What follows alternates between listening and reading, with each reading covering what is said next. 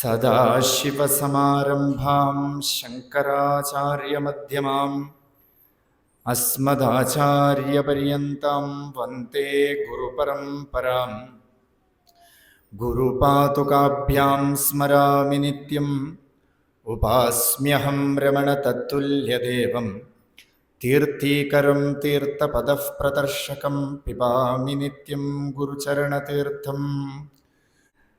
കലാഭ്യാം ചൂടാലങ്കൃതശശികലാഭ്യാം നിജതപഫലാഭ്യാം ഭക്തേഷു പ്രകടിതഫലാഭ്യാം ഭവതു may. ശിവാഭ്യാം അസ്തോകത്രിഭുവന ശിവാഭ്യാം ഹൃദി പുനർഭവാഭ്യാം ആനന്ദസ്ഫുരദനുഭവാഭ്യാം ഗലന്തി ശംഭോ ത്വച്ചരിതസരിതഃ കിൽബിഷരജോ ദളന്തി ദീകുല്യാ സരണിഷു പതന്തി വിജയതാം. ദിശന്തി സംസാരഭ്രമണപരിതാപോപശമനം വസന്തി മച്ചേതോ ഹൃദി ഭുവി ശിവാനന്തലഹരീം. ത്രൈവേദ്യം ഹൃദ്യം ത്രിപുരഹരമാദ്യം ത്രിനയനം ജഡാഭാരോധാരം ജലദുരഗഹാരം മൃഗധരം മഹാദേവം ദേവം മയി സദയഭാവം പശുപതിം ചിദാലംബം സാംബം ശിവമതിവിഡംബം ഹൃദി ഭജേ. സഹസ്രം വർത്തന്തെ ജഗതി വിബുധാഃ ക്ഷുദ്രഫലതാ ന മന്യേ സ്വപ്നെ വാ തദനുസരണം തത്കൃതഫലം. ഹരിബ്രഹ്മാദിനാമാപി നികടഭാജാമസുലഭം ചിരം യാചേ ശംഭോ ശിവ തവ പദാംഭോജഭജനം. സ്മൃതൗ ശാസ്ത്രേ വൈദ്യേ ശകുനകവിതാ ഗാനഫണിതൗ പുരാണേ മന്ത്രേ വാ സ്തുതിനടനഹാസ്യേഷേവ ചതുരഃ. കഥം രാജ്ഞാം പ്രീതിർഭവതി മയി കോഹം പശുപതേ. പശും മാം സർവജ്ഞഃ പ്രതിത കൃപയാ പാലയ വിഭോ. ഖഡോ വാ മൃത്പിണ്ഡോപ്യ അണുരപി ച ധൂമോ അഗ്നിരചലഃ. പഠോ വാ തന്തുർവാ പരിഹരതി കിം ഘോരശമനം. വൃഥാ കണ്ഡക്ഷോഭം വഹസി തരസാ തർക്കവചസാ. പദാംബോജം ശംഭോർഭജ പരമസൗഖ്യം വ്രജസുധീഃ. ഹര നമഃ പാർവതീപതയേ. ഹര ഹര മഹാദേവ.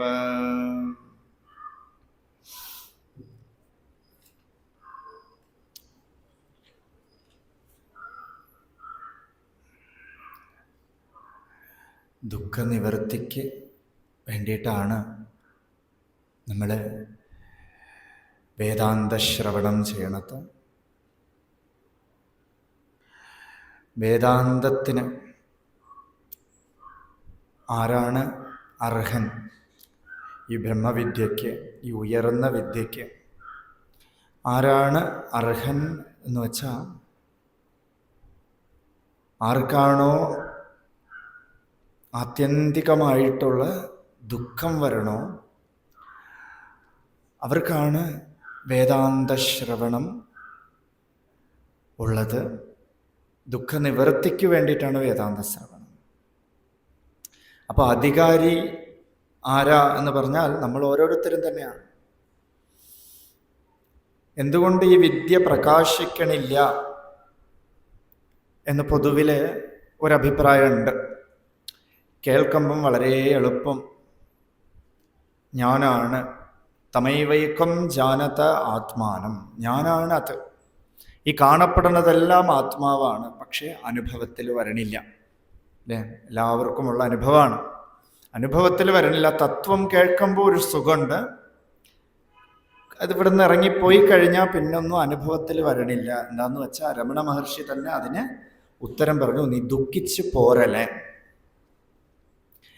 ഇപ്പോൾ വാസ്തവത്തിൽ നമുക്ക് ദുഃഖം ഇനി വേറെ ഒന്നും ഈ ദുഃഖത്തിന് പരിഹാരം അല്ലാന്ന് ആര് കാണണോ അവനാണ് വേദാന്ത ശ്രവണത്തിന് അധികാരി, അവനാണ് വേദാന്തം ഫലവത്താവണത്. അല്ലേ? അപ്പം അതുകൊണ്ട് ആർക്കാണോ വേദാന്തം കിട്ടണത് അത് ഭഗവാന്റെ പ്രസാദമാണ്. വാസ്തവത്തിലെ പ്രസാദം പായസമോ കുങ്കുമമോ ഭസ്മമോ ഒന്നുമല്ല. വാസ്തവത്തിൽ ഭഗവത് പ്രസാദം വേദാന്ത ശ്രവണമാണ്. സുലഭമായിട്ട് ഈ വിദ്യയെ കിട്ടൽ, അതിനെയാണ് പ്രസാദം എന്ന് പറയുന്നത്. അതിന് പക്വമാവണമെങ്കിൽ നമുക്ക് ദുഃഖം വരണം. ദുഃഖം നമ്മളെ പക്വപ്പെടുത്താൻ വേണ്ടിയിട്ടുള്ള ഭഗവാന്റെ ഏജന്റാണ്. അതുകൊണ്ട് ദുഃഖം വന്നാൽ നമ്മൾ കരുതിക്കോളൂ, ഭഗവാൻ വന്നിട്ടുണ്ട്. എന്തിനാ ഭഗവാൻ വരണത്? തത്വോപദേശം ചെയ്യാൻ, നമുക്ക് വേദാന്ത ഉപദേശം നൽകാൻ. എന്താ ഈ വേദാന്തം വേദാന്തം എന്ന് വന്ന തൊട്ട് പറയുന്നുണ്ട്. നമ്മൾ ശിവാനന്ദ ലഹരിയല്ലേ വച്ചിരിക്കുന്നത്. എന്ത് വേദാന്തം? വേദാന്തം എന്ന് പറഞ്ഞാൽ വേദം എന്ന വാക്കിന് അറിവ് എന്നർത്ഥം. അന്തം എന്ന വാക്ക് നമുക്ക് എല്ലാവർക്കും അറിയാം, ദി എൻഡ്. അറിവിൻ്റെ അവസാനം ആണ്. എപ്പോഴാണോ അറിവ് അവസാനിക്കണത് അപ്പോഴാണ് വേദാന്തം. അപ്പൊ നോക്കൂ, അറിവ് അവസാനിക്കുമോ? വേദം അവസാനിക്കുമോ എന്ന് ചോദിച്ചാൽ വേദമേ പറയണു അനന്താവൈ വേദാഹ. അനന്തമാണ്, അന്തമില്ലാത്തതാണ്. പിന്നെ എങ്ങനെ അറിവ് അവിടെ അവസാനിക്കും എന്ന് പറഞ്ഞാൽ, ഇനി എനിക്ക് അറിയാൻ ബാക്കിയൊന്നും ഇല്ലാന്ന് ഉള്ള ജിജ്ഞാസ നിവർത്തി എന്ന് വെച്ചാൽ ഞാൻ തേടണ പൊരുളിനെ ഞാൻ കണ്ടെത്തി. ഞാൻ ഇത്ര കാലം അലഞ്ഞോണ്ട് നടന്ന പൊരുളിനെ ഞാൻ നിത്യസിദ്ധമായിട്ട് കണ്ടെത്തിയിരിക്കണു, സുലഭമായിട്ട് കണ്ടെത്തിയിരിക്കണു. അപ്പോഴാണ് ഇനി ഒന്നും അറിയാൻ ബാക്കിയില്ല എന്നുള്ളൊരു അവസ്ഥ വരണത്. അതിനാണ് വേദാന്തം എന്ന് പറയണത്. അതുകൊണ്ട് വേദം അവസാനിക്കും നമ്മൾ പറയാനേ പറ്റില്ല. അറിയണവനെ അറിഞ്ഞാൽ ഇനിയൊന്നും അറിയാൻ ബാക്കിയില്ല. കാരണം എല്ലാ ജീവജാലങ്ങളുടെ ഉള്ളിലും ഈ സത്വസ്തുവാണ് ഇരിക്കുന്നത്. ഏതാണോ നമ്മൾ അറിയാൻ വേണ്ടിയിരിക്കുന്നത്, എൻ്റെ അനുഭവം, അത് തന്നെയാണ് എല്ലാവരുടെ ഉള്ളിലും ഞാൻ എന്നൊരു അനുഭവം ഉള്ളത്. എല്ലാ ജീവജാലങ്ങൾക്കും, എല്ലാ ക്രീച്ചേഴ്സിനും ഞാൻ എന്നൊരു അനുഭവമുണ്ട്. ആ അനുഭവം വേറെയല്ല, ഒരേ അനുഭവം തന്നെയാണ് നമ്മുടെ ഉള്ളിൽ വരുന്ന അനുഭവം. ആ അനുഭവമാണ് വേദാന്തം. അല്ലാതെ വേദാന്തം ഒരു പാഠ്യപദ്ധതിയേ അല്ല. അല്ലേ? ഇപ്പൊ കെമിസ്ട്രി, ഫിസിക്സ്, മാത്തമാറ്റിക്സ് ഒക്കെ പഠിക്കുന്നത് പോലെ നമുക്ക് വേദാന്തം ഒരു സബ്ജക്ട് വൈസിലുണ്ട്. ഇന്നിപ്പോ സംസ്കൃതത്തിലൊക്കെ പോയാൽ വേദാന്തം ഒരു സബ്ജക്റ്റാണ്. പക്ഷെ ഈ സബ്ജക്ട് വൈസ് നോളേജ് അല്ല, അക്കാഡമിക് നോളേജ് അല്ല നമ്മൾ ഇവിടെ പറയണത്. വേദാന്തം അനുഭവമാണ്. അനുഭവത്തെ എങ്ങനെ പഠിപ്പിക്കും? അനുഭവത്തെ നമുക്ക് പഠിപ്പിക്കാനേ സാധ്യമല്ല. അത് സ്വയം പ്രകാശിതമായിട്ടുള്ള പൊരുളാണ്, അവനവന്റെ നിലനിൽപ്പാണ്. അതിനെ ഒരു കാലത്തും നമുക്ക് പഠിപ്പിക്കാനോ എക്സ്പ്ലെയിൻ ചെയ്യാനോ എക്സ്പ്രസ് ചെയ്യാനോ ഒന്നും പറ്റില്ല. ഞാനുണ്ട് എന്നുള്ള അനുഭവത്തിനെ എങ്ങനെ നമ്മൾ വേറൊരാൾക്ക് എക്സ്പ്രസ് ചെയ്ത് കൊടുക്കും? ഞാനുണ്ട്, അത് തന്നെ എക്സ്പ്രസ്, അല്ലേ? എക്സ്പ്രഷൻ അത് തന്നെയാണ്, ഞാനുണ്ട്. ഇതാണ് വേദാന്ത ശാസ്ത്രം. അല്ലാതെ ഇത് അക്കാഡമിക്കലി പഠിച്ചാൽ നമുക്ക് എന്ത് പറ്റും എന്ന് വെച്ചാൽ തലയിൽ തലക്കനം വരും. ഞാൻ എന്തോ വലിയൊരു നോളജ്. കസ്മിന്നു ഭഗവോ വിജ്ഞാതം സർവമിതം വിജ്ഞാതം ഭവതീതി. ശൗനകൻ വിധിവതുപസന്ന പ്രപ്രച്ഛ, വിധിയാം വണ്ണം ചോദിക്കാണ് ആംഗിരസ മഹർഷിയുടെ അടുത്ത്. അപ്പൊ ആംഗിരസ മഹർഷി ഉത്തരം കൊടുക്കണം. അവർ ചോദിക്കണം, എന്താ വേദാന്തം, എന്താ ബ്രഹ്മവിദ്യ, എന്തറിഞ്ഞാലാണോ ഇനി എനിക്കൊന്നും അറിയാൻ ബാക്കിയില്ലാത്തതായിട്ട് വരണത്, അതെനിക്ക് പറഞ്ഞു തരൂ എന്ന് പറഞ്ഞു. കസ്മിന്നു ഭഗവോ വിജ്ഞാതം സർവമിതം വിജ്ഞാതം ഭവതീതി. എന്തറിഞ്ഞാലാണോ ഇനി അറിയാൻ ബാക്കി ഇല്ലാത്തത്, അത് എൻ്റെ തന്നെ അനുഭവമാണ്, എൻ്റെ തന്നെ സ്വരൂപമാണ്. അതിനെ അറിഞ്ഞാൽ യാ ബ്രഹ്മാതി പിപീലികാന്ത തനുഷു പ്രോതാ ജഗത് സാക്ഷിണി. ജഗത്തിന് മുഴുവൻ സാക്ഷിയായിരിക്കണ പൊരുളിനെ അറിഞ്ഞ എല്ലാ ജീവജാലങ്ങളുടെയും ഉള്ളിലിരിക്കുന്നത് ഒരേ വസ്തുവാണെന്ന് നമുക്കറിയാം. അതാണ് വേദാന്ത ശാസ്ത്രം. അത് കേവലം ശാസ്ത്രമോ പാഠ്യപദ്ധതിയോ അല്ല, അത് അനുഭവമാണ്. മറ്റു വിദ്യകളെല്ലാം നമുക്ക് തലക്കനം തരും, അല്ലെ? സംഗീതം അറിയാമെങ്കിൽ എനിക്ക് സംഗീതം അറിയാം. ഏതെങ്കിലും അപശ്രുതിയൊക്കെ പാടുന്നവരെ കേട്ടാൽ പെട്ടെന്ന് കളിയാക്കൽ തോന്നും. ഇനി പൂജ അറിയാവുന്നവരാണെങ്കിൽ കൂടി വേറൊരു പൂജ നേരെ ചെയ്യാൻ അറിയാനില്ലാത്തവരെ കണ്ട അയ്യേ ഇതെന്ത് ചെയ്യണു ഒന്നും ചെയ്യണില്ല. ഒരു ഇഡ്ഡലി ദോശ ഇതെല്ലാം ഒരു ഹെഡ് വെയിറ്റ് തരും. നമുക്കെന്തോ എക്സ്ട്രാ നോളജ് ഉണ്ട്, അവർക്കതറിയില്ല. ഇങ്ങനെ വെച്ച് നമ്മൾ തർക്കം ചെയ്യും, താരതമ്യേന തർക്കം. അത് വേദമായാലും ശരി, ഏതൊരു വിദ്യ ആയാലും ശരി. പക്ഷേ അധ്യാത്മവിദ്യ മാത്രമാണ്, വേദാന്തം മാത്രമാണ് നമ്മളെ മൃദുവായി നമ്മൾ ഒരു പുഷ്പം പോലെ ആക്കണത്. നാരായണ ഗുരുസ്വാമി പറഞ്ഞു, അതും ഇതും അല്ല, അസതർത്ഥമല്ല, അഹം സച്ചിദാനന്ദമെന്നു തെളിഞ്ഞു ധീരരായി. അഹം ഇതി പ്രതിപത്ത അറ്റ് സത്തോം ഇതി മൃദുവായി അമർന്നിടേണം. ഈ അനുഭവം വരണവര് മൃദുവായി ഒരു പുഷ്പം പോലെ. ഒരു വിറക് നല്ല ഹാർഡാണ്, അതിട്ട് ആരെങ്കിലും അടിച്ചാലും വേദനിക്കും. ആ വിറക് ഒരു അഗ്നിയിൽ പെട്ട് കത്തി നമ്മൾ നോക്കിയാൽ അറിയാം, വിറകിന്റെ അതേ രൂപത്തിലിരിക്കും ചാമ്പല്. തൊട്ട് നോക്കിയാൽ അത് പൊടിഞ്ഞു പോകും. ഇതുപോലെയാണ് വേദാന്ത ശ്രവണത്തിലൂടെ നമ്മുടെ അനുഭവത്തെ അറിഞ്ഞ ഫ്രണ്ടിൽ കാണുന്ന ഒരു ഫോമൊക്കെ ഉണ്ടായിരിക്കും, ഒരാളെ പോലൊക്കെ ഇരിക്കും. പക്ഷെ അവര് മൃദുവായി അമർന്നിടും. പതുക്കെ മൃദുവാക്കും നമ്മളെ. ഏതൊരു വിദ്യയാണോ നമ്മളെ ഡൗൺ ടു എർത്ത് ആക്കണത്, ഏതൊരു വിദ്യയാണ് നമ്മളെ മൃദുവാക്കി മാറ്റണത്, നമ്മളെ ലളിതമാക്കി മാറ്റണത് അല്ലേ? ലളിതാ സഹസ്രനാമത്തിലെ അവസാന നാമത്തിൽ എന്താ? ശിവശക്തി ഐക്യരൂപിണി ലളിതാംബിക. ഒന്നും ബൃഹത്താംബിക എന്നല്ല പറഞ്ഞത്. ഇത്ര വലിയ നാമമെല്ലാം പറഞ്ഞിട്ട് ദേവിയുടെ നാമം നോക്കൂ, ലളിതാംബിക എന്ന് വെച്ചാൽ ആത്മജ്ഞാനം കിട്ടിയ നമ്മൾ ലളിതമായി മാറും, ജീവിതമൊക്കെ ലളിതമാവും അല്ലേ? നമുക്ക് കൂടുതൽ ആശയാണ്, എന്തെങ്കിലും വേണം, നേടണം എന്നുള്ള ആശ. വാസ്തവത്തിൽ നമുക്ക് എന്താ ആവശ്യം? കിടക്കാനൊരു സ്ഥലം, ഉടുക്കാനൊരു വസ്ത്രം, ഭക്ഷണം. ഇത് മൂന്നുമാണ് നമുക്ക് ആഗ്രഹം. ഒരു ആഗ്രഹം ഇല്ലാത്ത ഒരു സന്യാസി, ഒരു ജ്ഞാനിയായിട്ടുള്ള ഒരു അവധൂതൻ.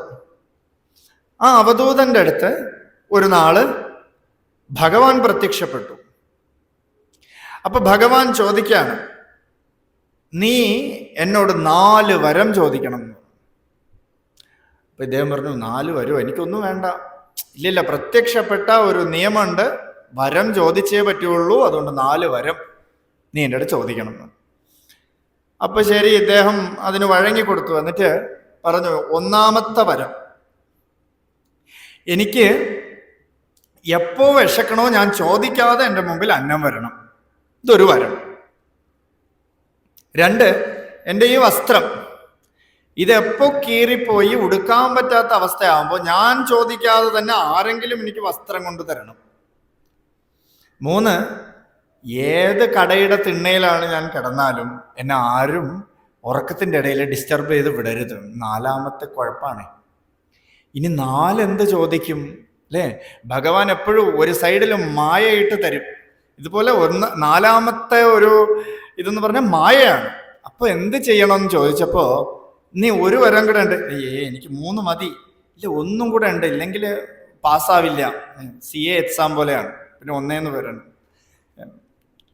അപ്പോ 4ാമതൊരു വരം.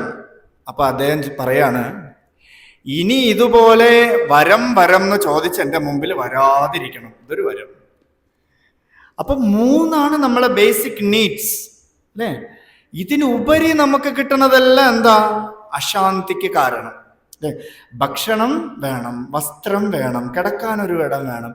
അതിലുപരി എൻ്റെ വീട്ടിൽ എന്തെങ്കിലും ഒരു എക്യുപ്മെന്റ്സ് വാങ്ങിക്കണം, കാർ വാങ്ങണം, വീട് കൊട്ടാരം പോലെ ആക്കണം അല്ലെ? ആശ്രമം കെട്ടണം, വീട് കെട്ടണം, അമ്പലം കെട്ടണം.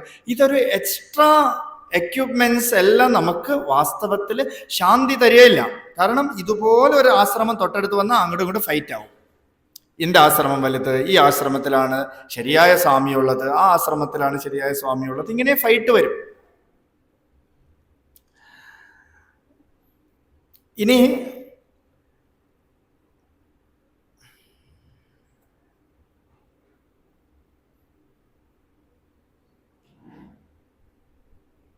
ആള് പോയ ഡിസ്റ്റർബൻസാ.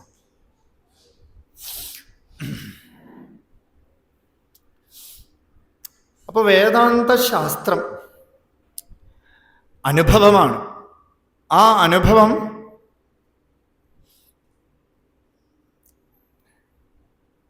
ഒരു തർക്കത്തിനും ഇടവരുത്താത്തതാണ്.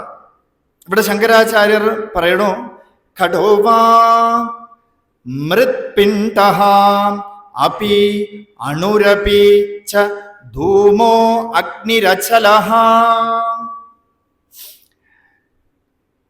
ഏതൊക്കെയോ ശാസ്ത്രം നമ്മൾ അറിഞ്ഞിരുന്നാൽ നമ്മൾ ആ ശാസ്ത്രത്തിന്റെ വക്താവായി മാറും.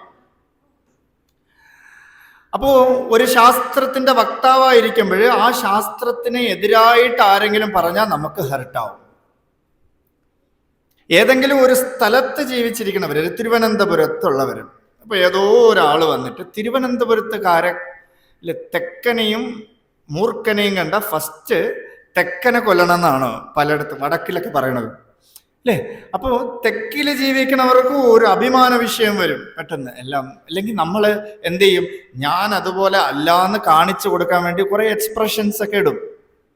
അപ്പോൾ ഒന്നിൻ്റെയും വക്താവ് ഒരു ഈശ്വരൻ എന്ന് പറഞ്ഞാൽ കൂടെ എൻ്റെ ഈശ്വരൻ, എൻ്റെ കൃഷ്ണൻ, എൻ്റെ ശിവൻ, എൻ്റെ ഗണപതി, എൻ്റെ ദേവി, ഇതെല്ലാം നമ്മൾ ഒന്നിൻ്റെ വക്താവാവും, ഇല്ലേ? എൻ്റെ കൃഷ്ണൻ എന്ന് പറഞ്ഞിരിക്കുമ്പോൾ ശിവൻ വരുമ്പോൾ നമുക്ക് സ്യൂട്ടബിൾ ആവണില്ല, ഇല്ല. ഇനി കൃഷ്ണൻ എന്ന് പറഞ്ഞിരിക്കുമ്പോൾ ശിവൻ, ഇനി ശിവൻ എന്ന് പറഞ്ഞിരിക്കുമ്പോൾ കൃഷ്ണനോ ഒക്കെ വന്ന് സ്യൂട്ടാവണില്ല. എന്താന്ന് വെച്ചാൽ നമ്മൾ പലരുടെയും വക്താവായിക്കൊണ്ടിരിക്കുകയാണ്. ഇപ്പൊ നമ്മൾ പഠിക്കണു, നമ്മളെ ജോലി സ്ഥലം, ഇതെല്ലാം നമുക്ക് വക്താവാണ് നമ്മൾ അതിൻ്റെയൊക്കെ. ഇപ്പൊ ആശ്രമം, ഈ ആശ്രമത്തിന് ആരെങ്കിലും കുറ്റം പറഞ്ഞാൽ നമുക്കൊക്കെ പൊള്ളും. ഇവിടെ നടക്കുന്നത് ശരിയില്ല എന്ന് പറഞ്ഞാൽ പൊള്ളും. എന്താ കാരണം? നമ്മൾ ഈ ആശ്രമത്തിന്റെ വക്താവായി മാറിക്കൊണ്ടിരിക്കുകയാണ്. അതുപോലെ ഒരു വിദ്യ, വേദാന്ത ശാസ്ത്രം, ഈ ശാസ്ത്രം ശരിയില്ല എന്ന് നമ്മുടെ മുമ്പിൽ ഒരു വേദാന്ത ആചാര്യന്റെ അടുത്ത് പറഞ്ഞാൽ കൂടെ വേദാന്ത ആചാര്യൻ പറയും, അതെ കറക്റ്റ്, ശരിയില്ല എന്ന് പറയും. രമണ മഹർഷി അരുണാചല ശിവ, അരുണാചല ശിവ, അരുണാചല ശിവ, ഏത് സമയം വന്നാലും ഇത് മാത്രം പറയും. അപ്പൊ മഹർഷിയുടെ അടുത്ത് ഒരാൾ വന്ന് ചോദിച്ചു, ഇങ്ങനെ ദൈവം ഒന്നും ഇല്ല എന്ന് പറഞ്ഞു. അപ്പൊ മഹർഷി പറഞ്ഞു, അതെ ദൈവമൊന്നുമില്ല. അപ്പൊ എല്ലാത്തിനെയും അക്സെപ്റ്റ് ചെയ്യലാണ് ഒരു ജ്ഞാനിയുടെ ലക്ഷണം, അല്ലാതെ എല്ലാത്തിനും പോയി എതിർക്കലല്ല. ഇതല്ല, ഇതല്ല, എനിക്കിങ്ങനെ പറ്റില്ല, ഇങ്ങനെ പറ്റില്ല. ജ്ഞാനം എന്ന് പറയുന്നത് നമ്മളെ എക്സ്ട്രീം ആക്കുകയാണ്. നമ്മളെ എന്താക്കണു? വൈഡ് ആക്കണു, ബൗണ്ടറിയെ ഇല്ലാതാക്കണു. നമ്മളെ ഒരിടത്തും ഒരു ചട്ടക്കൂടിന്റെ ഉള്ളിലും നമ്മൾ പെട്ടിട്ടില്ല. ഇപ്പൊ ചില സംഘടനയിൽ പെട്ട അവർക്ക് വെളിയിൽ സ്വതന്ത്രമായിട്ട് വ്യവഹരിക്കാൻ പറ്റില്ല. ഒരു സ്കൂളിനുള്ളിൽ പെട്ട സ്വതന്ത്രമായിട്ട് വ്യവഹരിക്കാൻ പറ്റില്ല. ഒരു സത്സംഗത്തിന്റെ ഉള്ളിൽ പെട്ട സ്വതന്ത്രമായിട്ട് വ്യവഹരിക്കാൻ പറ്റില്ല. ഇതൊക്കെ ഒരു ചട്ടക്കൂടാണ്. അപ്പൊ വേദാന്ത ശാസ്ത്രം കൊണ്ട് നമ്മൾ തർക്കം ചെയ്തിട്ട് എന്താ ഫലം എന്ന് ചോദിക്കുകയാണ് ഞാൻ. വേദാന്ത ശാസ്ത്രത്തിന്റെ എക്സാമ്പിൾസ്, ഒരു മണ്ണ്, ഈ മണ്ണിനെ നമുക്ക് എന്ത് ചെയ്യാൻ പറ്റും? കുഴച്ച് ചെളിയാക്കി കുടം ഉണ്ടാക്കാം. അപ്പോ ഈ മണ്ണാണ് കുടമായിട്ടിരിക്കുന്നത്, അല്ലേ? കുടത്തിൽ എന്തെങ്കിലും സ്പെഷ്യാലിറ്റി ഉണ്ടോ? അതേ മണ്ണ് ഒരു ഷേപ്പിലാക്കിയപ്പോൾ കുടമായി. അപ്പൊ മണ്ണ് എന്നുള്ള പേര് മാറി കുടം എന്നായി, അല്ലേ? ഇതേ കുടം പൊടിച്ച് മണ്ണാക്കിയ വീണ്ടും അതിന് മണ്ണ് എന്ന് പേര്. ഇനി സ്വർണം, ആ സ്വർണത്തിന് നമ്മൾ ഒരു മോതിരമാക്കിയ അതിൻ്റെ രൂപം മാറിപ്പോയി, നാമം മാറി, മോതിരം എന്നായി. അതേ മോതിരത്തിനെ വീണ്ടും ഉരുക്കി ഉരുക്കി ഉരുക്കി മാലയാക്കിയ രൂപം മാറിപ്പോയി, നാമം മാറിപ്പോയി. അതേ അതേ മാലയെ വേറെ എന്തെങ്കിലും ഒരു വളയാക്കി അതിന് വളയായി, അതിൻ്റെ രൂപം മാറി, നാമം മാറി. പക്ഷെ ഇത്രയും രൂപം മാറുമ്പോഴും നാമം മാറുമ്പോഴും വസ്തു മാറിയിട്ടുണ്ടോ? സ്വർണം എന്നൊരു വസ്തു അത് മാറിയിട്ടേ ഇല്ല. രൂപം മാറി, പല നാമങ്ങൾ മാറിപ്പോയി. വീണ്ടും ഇതിനെ ഉരുക്കി ഉരുക്കി എടുത്ത സ്വർണ്ണക്കട്ട എന്ന് നമുക്ക് പറയാം, അല്ലേ? അതിന് ചിലപ്പോൾ രൂപം ഉണ്ടാവില്ല, ഏതോ ഒരു രൂപം, അതിന് പ്രത്യേകിച്ചൊരു നാമം ഉണ്ടാവില്ല, സ്വർണം. അപ്പൊ നമ്മളാണ് പല സൈസിലുള്ളത് നോക്കണത്, അല്ലേ? സ്വർണം ഇത് പഴയ ഫാഷൻ, ഇതിനെല്ലാം പെട്ടിയിലാക്കിയിട്ട് പുതിയ ഫാഷൻ വാങ്ങിക്കാം. അല്ലേ? ചിന്തിക്കണില്ലേ? ഒരു കള്ളൻ കയറി വെച്ചോളാം. ഈ കള്ളൻ നമ്മളെല്ലാം അലമാരയിൽ സ്വർണ്ണമൊക്കെ വെച്ച് പൂട്ടി സുഖമായിട്ട് കിടന്നുറങ്ങാണ്, കട്ടിലിൻ്റെ അടിയിൽ താക്കോലൊക്കെ വെച്ചിട്ട്. അപ്പൊ കള്ളൻ ഇതെടുത്ത് ഓപ്പൺ ചെയ്ത്, അല്ലെ, കള്ളന്മാർക്ക് ഇപ്പം അറിയാം, ഓരോരിടത്തും അലമാര ഒന്നും നോക്കില്ല, അല്ല കട്ടിലിൻ്റെ അടിയിലൊക്കെ നോക്കുള്ളൂ, നമ്മൾ എവിടെയൊക്കെ വയ്ക്കും എന്ന് അവർക്കറിയാം. അപ്പോൾ ഇതൊക്കെ തുറന്ന് ഇത് പഴയ ഫാഷൻ വേണ്ട, പുതിയത് മതി എന്ന് പറയോ?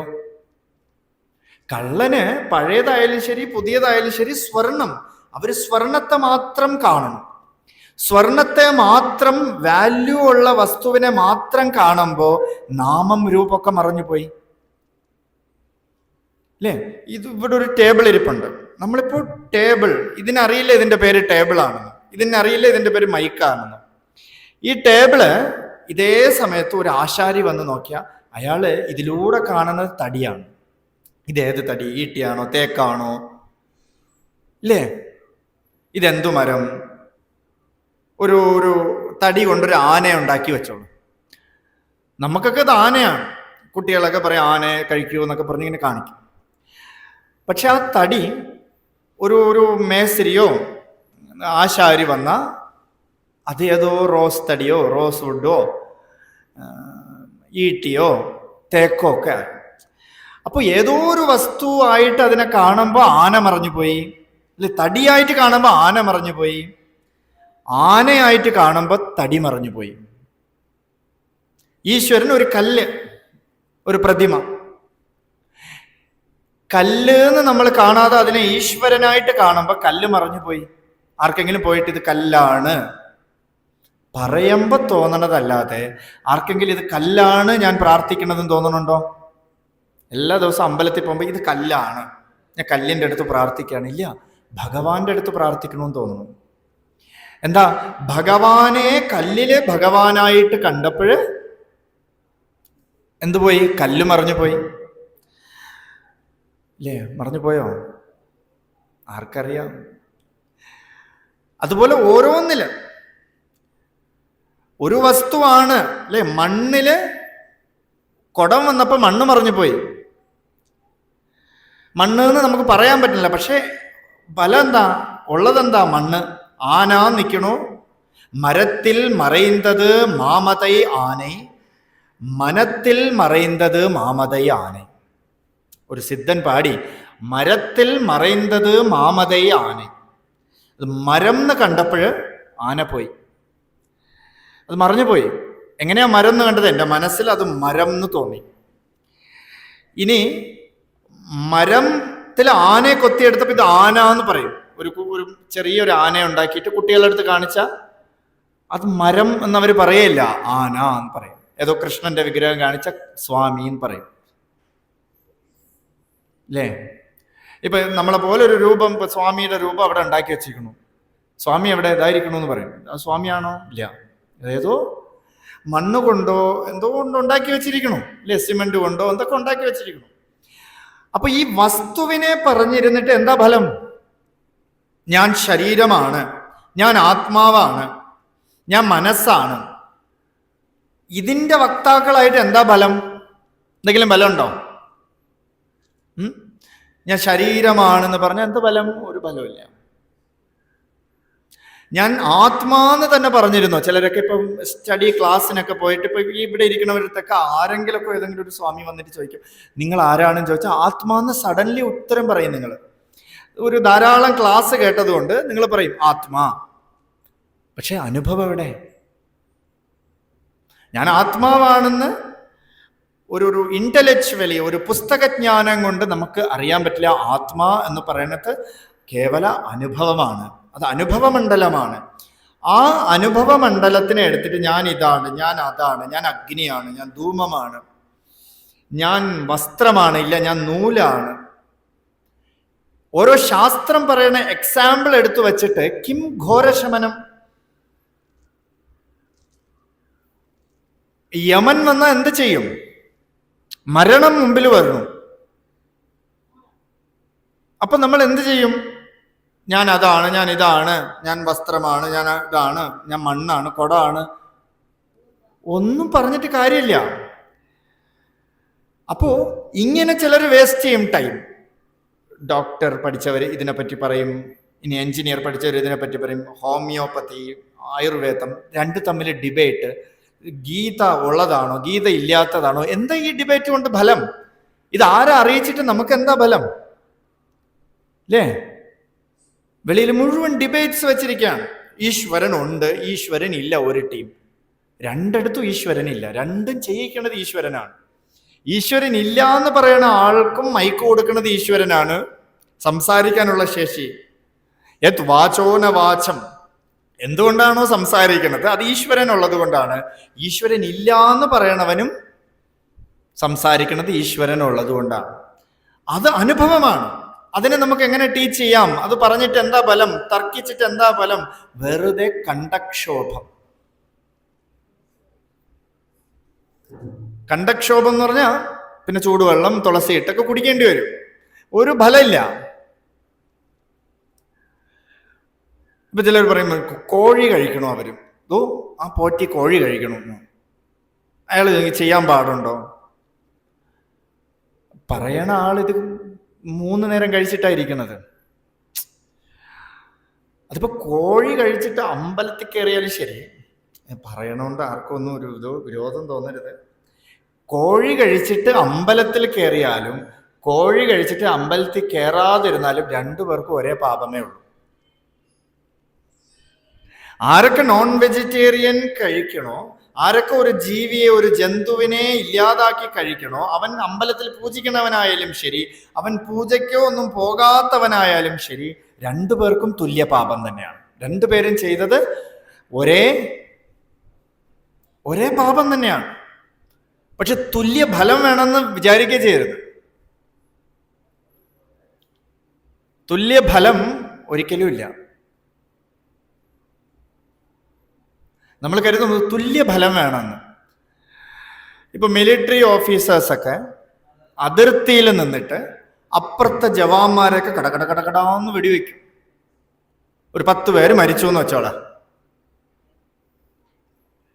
അയാൾക്ക് എന്താ ഫലം? ജയിലാണോ?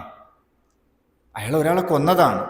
നമ്മളെ ഒരു നിയമപ്രകാരം ജയിലാണ്, അല്ലേ? ഇതേ സമയത്ത് നാട്ടില് എന്തോ വൃത്തികേട് കാണിച്ച അയാളെ ഒരാൾ കൊന്നു. ഒരാളെ കൊന്നുള്ളൂ, മറ്റേ 10 ആളെ കൊന്നു. രണ്ടുപേരും ചെയ്തത് കൊല്ലലാണ്. പക്ഷെ രണ്ടുപേർക്ക് 2 ഫലം. കൊന്ന ആൾക്ക് ജയില്, 10 പേരെ കൊന്ന ആൾക്ക് മെഡൽ. അപ്പൊ കർമ്മത്തിന്റെ ഫലം ഒരുപോലെ ഇരിക്കും വിചാരിക്കേ വേണ്ട. പക്ഷെ ഫലം ഉണ്ട്, 2 പേർക്കും, 2 കൂട്ടർക്കും ഫലമുണ്ട്. അതുകൊണ്ട് ബെറ്റർ വെജിറ്റേറിയൻ ആവാന്ന് വിചാരിച്ചാൽ അതിലും ദോഷമുണ്ട്. അപ്പൊ ദോഷം ഉണ്ട് ഇല്ല, ഇതും ഒരു തർക്കമാണ്. ഇപ്പൊ വന്നത് ഇതിനാണ്. ദോഷം ഉണ്ടോ ദോഷം ഇല്ലയോ? നമ്മൾ എത്ര പേര് അമ്പലത്തിൽ പോകുമ്പോൾ ഇത് ചെയ്യണത് ദോഷം, ഇത് ചെയ്യണത് ദോഷം നോക്കി പോണു. ഭക്തി, ഭഗവാനോടുള്ള ഭക്തി കുറച്ചിട്ട് എത്ര പേര് ദോഷം ഇത് ചെയ്യാൻ പാടില്ല എന്ന് എത്ര നാൾ പറയണു, അല്ലേ? എന്താ ഫലം എന്ന് വെച്ചാൽ ഭഗവാൻ മറഞ്ഞു പോയി. മരത്തിൽ മറയുന്നത് മാമതൈ ആണ്. അതുപോലെ ഭഗവാൻ മറഞ്ഞു പോയി, ഏതോ ധർമ്മശാസ്ത്രം മാത്രം നിൽക്കും. അതുകൊണ്ട് ശങ്കരാചാര്യർ ചെറിയ കുട്ടിയായിരിക്കുമ്പോൾ തന്നെ ഗുരുഗോവിന്ദരുടെ അടുത്ത് പോയിട്ട് പറഞ്ഞത് വർണ്ണാശ്രമാചാര ധർമാഹ. ഞാൻ ഒരു വർണ്ണത്തിലും പെട്ട ആളല്ല. ഞാൻ ബ്രാഹ്മണനല്ല, ക്ഷത്രിയനല്ല, ശൂദ്രനല്ല, വൈശ്യനല്ല. ഏതൊക്കെയോ വർണ്ണങ്ങൾ പറയുന്നുണ്ടല്ലോ, ആ വർണ്ണത്തിന്റെ ഒന്നും വക്താവ് ഞാനല്ല, ആ വർണ്ണവും ഞാനല്ല. നമേ ധാരണാധ്യാന യോഗാദയോപി. ഞാൻ ധാരണയല്ല, ധ്യാനമല്ല, യോഗയല്ല. ധ്യാനം ചെയ്താൽ എന്നെ അറിയാൻ പറ്റുമോ? ധ്യാനം ചെയ്തില്ലെങ്കിലും നീ ഉള്ളത് അനുഭവമാണ്. ഇനി ധ്യാനം ചെയ്തു മാത്രം എന്താ കണ്ടുപിടിക്കേണ്ടിയിരിക്കുന്നത്? ധ്യാനത്തിന്റെ അൾട്ടിമേറ്റ് ഫലം ചിത്തശുദ്ധിയാണ്. അല്ലാതെ ധ്യാനത്തിലൂടെ ആത്മസാക്ഷാത്കാരം ഇല്ല. ചിത്തശുദ്ധി ഉണ്ടാവും. ചിത്തം അശുദ്ധമായിരിക്കുമ്പോഴും ശുദ്ധമായിരിക്കുമ്പോഴും ആത്മാവേ ഉള്ളൂ. പക്ഷെ റെക്കഗ്നിഷൻ വരില്ല. എന്തുകൊണ്ട്? നമുക്ക് ചിത്തം അശുദ്ധിയായിരിക്കുമ്പോൾ, ഷാറ്റേർഡ് ആയിരിക്കണു, പുറത്തേ ദൃഷ്ടി വന്നുകൊണ്ടേയിരിക്കും. വെളിയിലേ ദൃഷ്ടി വന്നു. ചിതഗ്നികുണ്ഠ സംഭൂത. ഏത് ലളിതാ പോയി, എൻ്റെ വായിൽ തന്നെ വേണം. ലളിതാ സഹസ്രനാമത്തിൽ ചിതഗ്നികുണ്ഠ സംഭൂത, ചിത്താകുന്ന അഗ്നിയിൽ നിന്നും സംഭൂത, വെളിയിലേക്ക് വന്നു, ആവിർഭവിച്ചു. ഈ മനസ്സ് ആവിർഭവിച്ചു, വെളിയിലേക്ക് പോണു, ഷാറ്റേർഡ് ആവണു. ഈ ഷാറ്റേർഡ് ആയി എവിടെങ്കിലും പോയി അറ്റാച്ച്ഡ് ആയി, ഇതിനെയാണ് ചിത്തം അശുദ്ധി എന്ന് പറയുന്നത്. ഏതിലെങ്കിലും ഒന്നിൽ പോയി അറ്റാച്ച്ഡ് ആവല. ആ അശുദ്ധിയെ നീക്കണമെങ്കിൽ ഭഗവത് നാമത്തിൽ പോയി അറ്റാച്ച്ഡ് ആയാൽ ആ അശുദ്ധി പതുക്കെ പതുക്കെ നീങ്ങും. കാരണം ഭഗവാനെ നമ്മളൊന്നും കണ്ടിട്ടില്ല. കണ്ടിരുന്നാൽ അതും ചിത്തം അശുദ്ധിയാവും. ഭഗവാനെ നമുക്ക് കാണാൻ പറ്റാത്തതായതുകൊണ്ട് മാത്രമാണ് ഭഗവത് നാമം ജപം ചെയ്യുമ്പോൾ ചിത്തം ശുദ്ധിയാവുന്നത്. കാരണം നമ്മൾ കണ്ടിട്ടേ ഇല്ല. കണ്ട ഒരു പൊരുളിനെ നമുക്ക് ബോറടിച്ചു പോകും. എന്തൊക്കെ നമ്മൾ കാണണോ, കണ്ണു മുമ്പിൽ കാണണോ, ടേസ്റ്റ് ചെയ്യണോ, കേൾക്കണോ, എല്ലാം ബോറടിച്ചു പോകും. ഭഗവാനെ അദൃശ്യനായിരിക്കുന്നത് കൊണ്ട് ഭഗവാനെ നമുക്ക് ബോറടിക്കുകയില്ല. കാരണം തേടിക്കൊണ്ടേയിരിക്കും. തേടി തേടി തേടി തേടി ബഹിർമുഖസ്സു ദുർലഭ, വെളിയിൽ പോയാൽ ഇത് കിട്ടിയേയില്ല. അപ്പൊ ഇനി എങ്ങനെ ഭഗവാനെ കിട്ടും എന്നൊരു ഗുരുനാഥന്റെ അടുത്ത് പോവും. അപ്പൊ ഗുരുനാഥൻ പറയും, രമണ മഹർഷി തന്നെ അങ്ങനെ പറഞ്ഞിട്ടുണ്ട്, ഭഗവാൻ എന്ന് പറയണത് ഇരുട്ട്. നീ ഭഗവാൻ എന്തോ വിചാരിച്ചു വെച്ചിരിക്കണല്ലോ വെളിയിലെ, അത് വെറും ഇരുട്ടാണ്.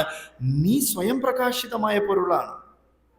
ഭഗവാനെ പ്രകാശിപ്പിക്കണമെങ്കിൽ കൂടെയും നീയാണ് ആവശ്യം. ഉപനിഷത്തെ പറയണു, സൂര്യൻ കൂടെ ആ തലത്തില് ജ്വലിക്കണില്ല. നതത്ര സൂര്യോഭാതി ന ചന്ദ്രതാരകം നേമാ വിദ്യുതോഭാതി കുതോയമഗ്നി തമേവ ഭാതി അനുഭാതി സർവം തസ്യ ഭാസ സർവമിതം വിഭാതി. ആത്മാവിൻ്റെ ജ്യോതിക്കനുസരിച്ച് സൂര്യന് കൂടെ പ്രകാശിക്കണില്ല. സൂര്യന് വെളിച്ചം മാത്രമേ അറിയുള്ളൂ, അല്ലേ? സൂര്യന് വെളിച്ചം, സൂര്യന് ഇരുട്ട് കണ്ടിട്ടുണ്ടോ? ഇനി ഇരുട്ട് കണ്ട അവിടെ ഇരുട്ട് ഒരു നിമിഷം ഇരിക്കുവോ?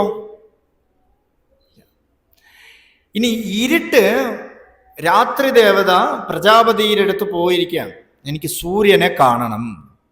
ഒരു ഉപനിഷത്തില് ആ രാത്രിക്ക് എപ്പോഴെങ്കിലും സൂര്യനെ കാണാൻ പറ്റുമോ? സൂര്യനെ കണ്ട പിന്നെ രാത്രി ഉണ്ടോ? അല്ലേ? സൂര്യന് ഇരുട്ടിനെ അനുഭവിക്കാൻ പറ്റില്ല, ഇരുട്ടിന് സൂര്യനെ അനുഭവിക്കാൻ പറ്റില്ല. പക്ഷെ ആത്മാവിന് ഇരുട്ടിനെയും അനുഭവിക്കാം, പ്രകാശത്തെ അനുഭവിക്കാം. അല്ലേ? നമുക്കിപ്പോ ഇരുട്ട് കാണാം, ഇരുട്ടുണ്ട്, അജ്ഞാനമുണ്ട്. അതേ സമയത്ത് തെളിഞ്ഞ വെളിച്ചമുണ്ട്. ഇരുട്ടിനെ പ്രകാശിപ്പിക്കാൻ കഴിവുള്ള സൂര്യനെ കൂടെ കാണണമെങ്കിൽ ഞാൻ വേണം. ഇല്ലെങ്കിൽ സൂര്യൻ എന്താ പ്രസക്തി? ഇപ്പൊ നെപ്റ്റ്യൂൺ, പ്ലൂട്ടോ ഒക്കെ ഇപ്പൊ ഉണ്ടോ? ഞാൻ പഠിക്കുമ്പോൾ ഉണ്ട്, ഇപ്പൊ ഉണ്ടോന്നറിയില്ല. സാറ്റേൺ, ഇവിടെയൊക്കെ വജ്രമാണ് മഴ പെയ്യണത്. എന്താ ബലം? അവിടെ അതിനേക്കാൾ വാല്യൂ, അല്ലേ? അതിനേക്കാൾ വാല്യൂ ഉള്ള ഒരു വസ്തു ഇല്ല. ഞാനില്ല അവിടെ. ഞാനില്ലാത്തടത്ത് വജ്രം പെയ്താൽ എന്ത്, സ്വർണം പെയ്താൽ എന്ത്, നിപ്പാളോ എന്തൊക്കെ പെയ്താൽ എന്താ കുഴപ്പം? ഒരു ഇതുമില്ല. ഞാൻ ഉണ്ടെങ്കിലേ ഉള്ളൂ അതിനൊക്കെ വാല്യൂ. അപ്പൊ ഞാനാണ് അനുഭവം, ആ ഞാനാണ് സർവത്തിനെയും പ്രകാശിപ്പിക്കണത്. അതുകൊണ്ട് ആ വസ്തുവിനെ കൊണ്ട് തർക്കം ചെയ്തിട്ട് ഒരു ഫലമില്ല. എന്നെ അറിയലാണ് യമൻ വന്നാൽ ഉള്ള ഉത്തരം. എന്നുവെച്ചാ യമൻ എന്ത് ചെയ്യണോ? ശരീരത്തിനെ കൊണ്ടുപോകണം, അല്ലേ? യമസ്തു ഹരതി പ്രാണഹ, യമൻ ശരീരത്തെ കൊണ്ടുപോണു, പ്രാണനെ കൊണ്ടുപോണു. പഞ്ചഭൂതാത്മകമായിട്ടുള്ള ഈ ശരീരത്തിനെയും ഇതിന്റെ വ്യവഹാരത്തെയൊക്കെ കൊണ്ടുപോകണു, ആത്മാവിനെ കൊണ്ടുപോണില്ല.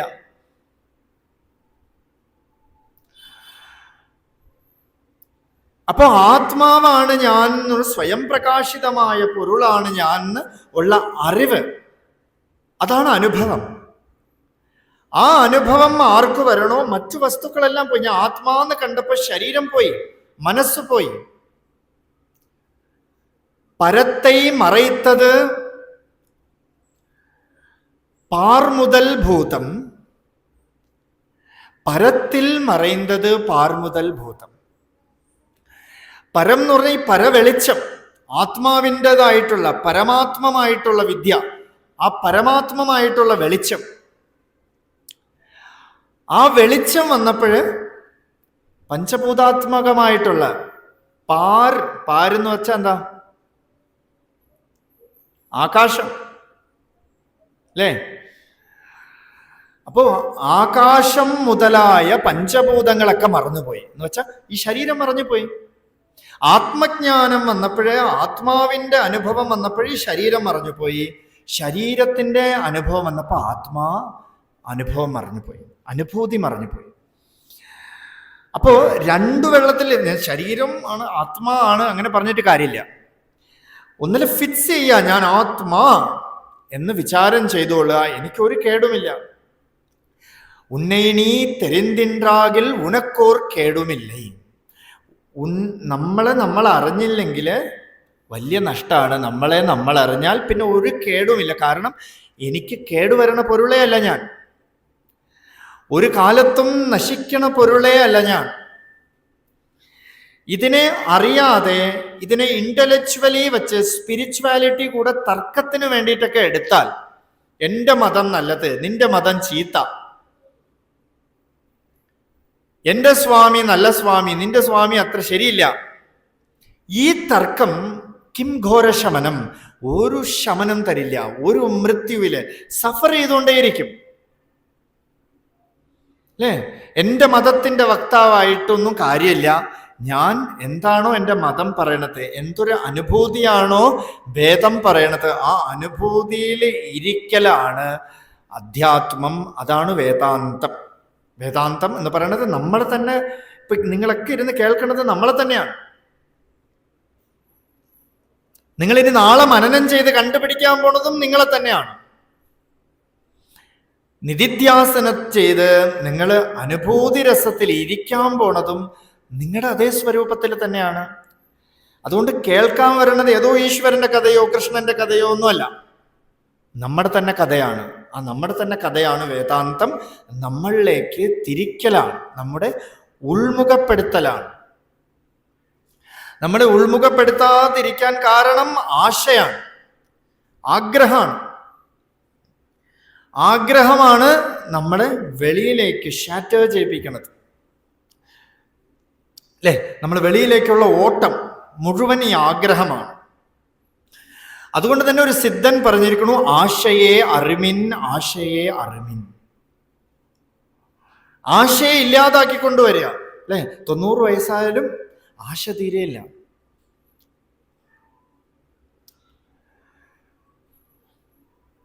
ഏതോ അഡ്ജസ്റ്റ് ചെയ്യണു, അത്രേ ഉള്ളൂ അല്ലേ? ഇനി എന്നെ കൊണ്ട് വഴിയില്ല, ഇങ്ങനെയൊക്കെ അങ്ങോട്ട് ജീവിക്കാം. നോക്കൂ, നമ്മുടെ അധ്യാത്മം എന്ന് പറഞ്ഞാൽ അഡ്ജസ്റ്റ്മെന്റേ അല്ല. വേറെ പലതിലും അഡ്ജസ്റ്റ്മെന്റ് നടക്കും. ഇപ്പൊ ശാസ്ത്രം ഇത് പറയണോ അത് പറയണോ, ഇതിലൊക്കെ അഡ്ജസ്റ്റ്മെന്റ് നടക്കും, പല അഡ്ജസ്റ്റ്മെന്റ് നടക്കും അല്ലേ? ശാസ്ത്രത്തിൽ ചിലപ്പോൾ ഇപ്പോൾ സന്ധ്യാവന്തന സമയത്ത് സൂര്യനെ നോക്കി പ്രാർത്ഥിക്കണം. മധ്യാഹ്ന സന്ധ്യയ്ക്ക് നല്ല മഴ പെയ്യണോ, എങ്ങനെ മേലേക്ക് നോക്കി പ്രാർത്ഥിക്കും? അതിന് നമുക്ക് സങ്കല്പാദി കാര്യങ്ങൾ വെച്ച് ചെയ്യാം. ഇപ്പൊ പൂജയ്ക്ക് എന്തെങ്കിലും ഇല്ല, അല്ലെങ്കിൽ വേറെ എന്തെങ്കിലും വസ്തു ഇല്ല, ഇപ്പൊ ഗോ പ്രതിനിധി. പണ്ട് വേദം ശാസ്ത്രം പറയണത് ഏതെങ്കിലും ഒരു റിച്വൽസ് ചെയ്താൽ ആ റിച്വലിന്റെ ഒരു ദക്ഷിണ പശുവാണ്. പശുവിനെ ദാനം ചെയ്യാം, ബ്രാഹ്മണന് പശുവിനെ ദാനം ചെയ്യുക, ഇതാണ് ശാസ്ത്രം പറയണത്. അപ്പൊ എത്ര പേര് പശുവിനെ ദാനം ചെയ്യാൻ തയ്യാറാവും? എത്ര പേര് പശുവിനെ കൊടുത്താൽ കൊണ്ടുപോകാൻ ബ്രാഹ്മണന്റെ വീട്ടിൽ സ്ഥലം ഉണ്ടാവും സിറ്റി ലൈഫിലൊക്കെ? അപ്പൊ ഒരു നാളികേരം വെച്ചിട്ട് ഗോപ്രതിനിധീതം നാളികേരം എന്ന് പറഞ്ഞ ഒരു ഗോപ്രതിനിധി, പശുവിന്റെ ഒരു പ്രതിനിധിയായിട്ട് നാളികേരം കൊടുക്കും, കുറച്ച് കാശ് കൊടുക്കും ദക്ഷിണയായിട്ട്. ദക്ഷിണ എന്ന വാക്കിന് ജ്ഞാനം എന്നാണ് അർത്ഥം. അതാണ് ദക്ഷിണാമൂർത്തി. ദക്ഷിണ എന്ന് പറഞ്ഞാൽ ജ്ഞാനം, അറിവ്. അപ്പൊ അതിലൊക്കെ വെള്ളം ചേർക്കാം നമുക്ക്. ശാസ്ത്രത്തില് ഇപ്പൊ ഡോക്ടറായിട്ട് പഠിക്കുമ്പോൾ ഒക്കെ എന്ത് വേണം വെള്ളം ചേർക്കാം. പക്ഷെ വേദാന്ത ശാസ്ത്രത്തിൽ ഒന്നു മാത്രം ഡൈലൂട്ട് ചെയ്യാനേ പറ്റില്ല. ഈ ശാസ്ത്രത്തിന് വെള്ളം ചേർക്കാനേ പറ്റില്ല. ഈ ശാസ്ത്രത്തിന് അഡ്ജസ്റ്റ്മെന്റേ ഇല്ല. അതെന്താ അഡ്ജസ്റ്റ്മെന്റ് ഇല്ലാത്തതെന്ന് പറഞ്ഞാൽ അത് നമ്മുടെ സ്വരൂപമാണ്. സ്വരൂപത്തിന് നമുക്ക് അഡ്ജസ്റ്റ് ചെയ്ത് വയ്ക്കാനേ പറ്റില്ല. ശരീരത്തിനെ വയ്ക്കാം, മനസ്സിനെ വയ്ക്കാം, ഏതെങ്കിലും ഒരു ഗുളിക കഴിച്ചൊക്കെ നമുക്ക് നിയന്ത്രിച്ചു വയ്ക്കാം. പക്ഷെ ഞാനുണ്ട് എന്നൊരു അറിവിനെ ഒരു കാലത്ത് നമുക്ക് ഇല്ലാതാക്കാനും പറ്റില്ല. നാസതോ വിദ്യതേ ഭാവ നാഭാവോ വിദ്യതേ സദാ.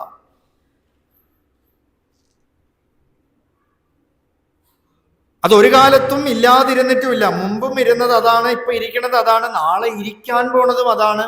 ശരീരം എത്രയോ കൊല്ലം മുമ്പ് ശരീരം ഇല്ല. നമ്മളൊക്കെ ജനിക്കുന്നതിന് മുമ്പ് ശരീരം ഇല്ല. ഇപ്പൊ ഉണ്ട്. നാളെ ഇത് ഒരു നാളേക്ക് ഇല്ലാതാവും. പക്ഷെ ഞാൻ എന്നൊരു അനുഭവം അത് ഒരു കാലത്തും ഇല്ലാതാവില്ല.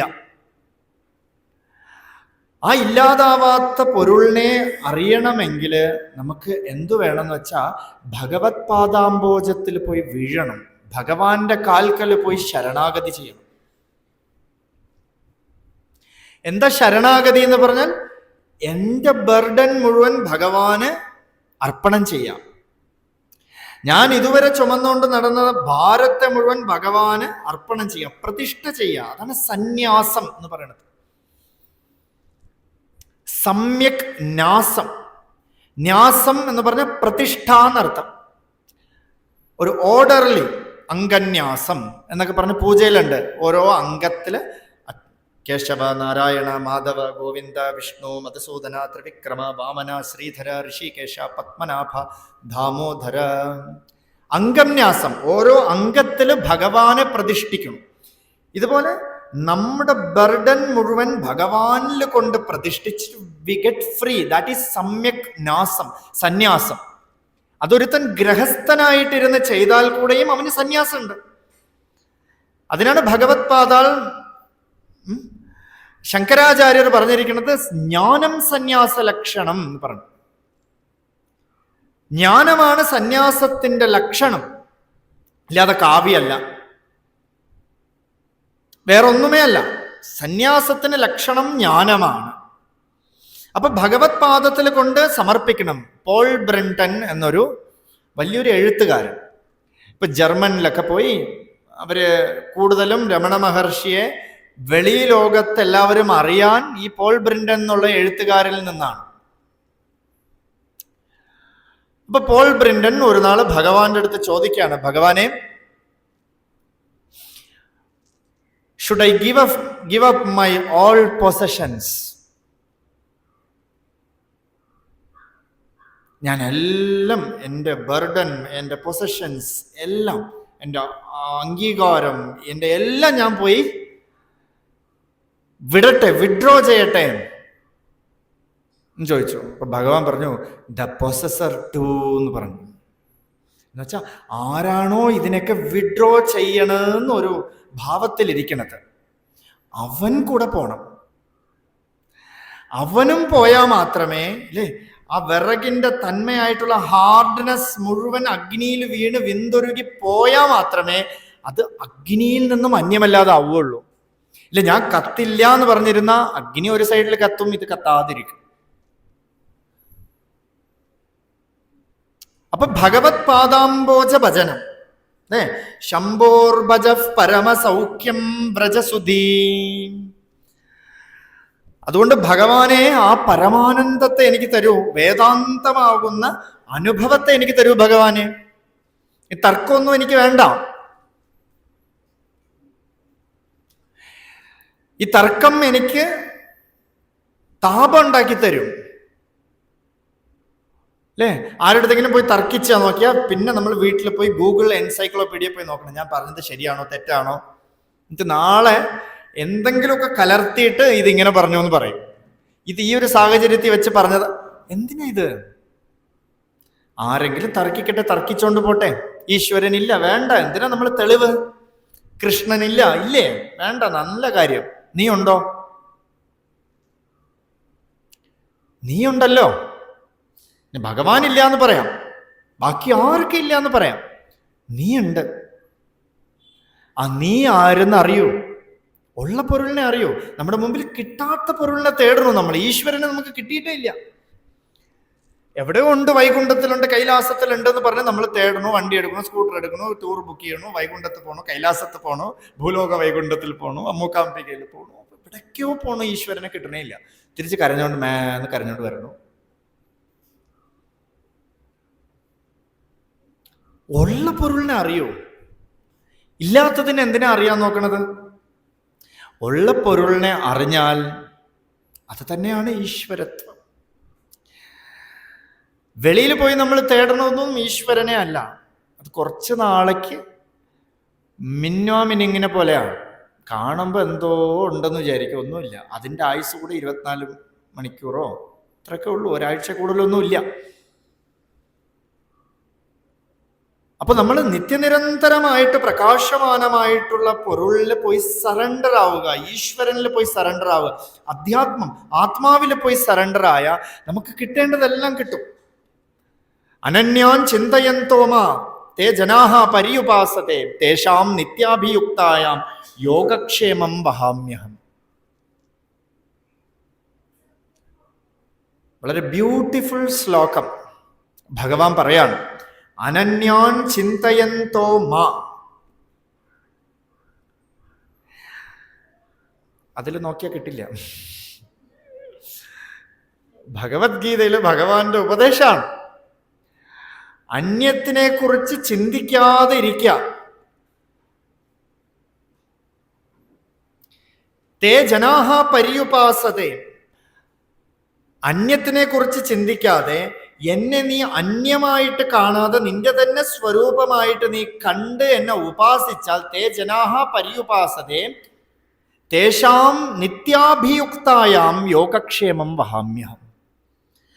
നീ എന്നെ അന്യനല്ലാതെ കണ്ട് എൻ്റെ തന്നെ സ്വരൂപമായിട്ട് കണ്ട് ഞാനാണ് നീ എന്നുള്ള ഭാവത്തിൽ നീ എന്നെ ഭജിച്ചുകൊള്ളുക, ഉപാസന ചെയ്തുകൊള്ളുക. നിനക്ക് യോഗക്ഷേമം വഹാമ്യഹം. നിനക്ക് ഞാൻ യോഗക്ഷേമം തരാം. എന്ന് വെച്ചാൽ നീ ആവശ്യപ്പെടുന്നതൊക്കെ തരാം.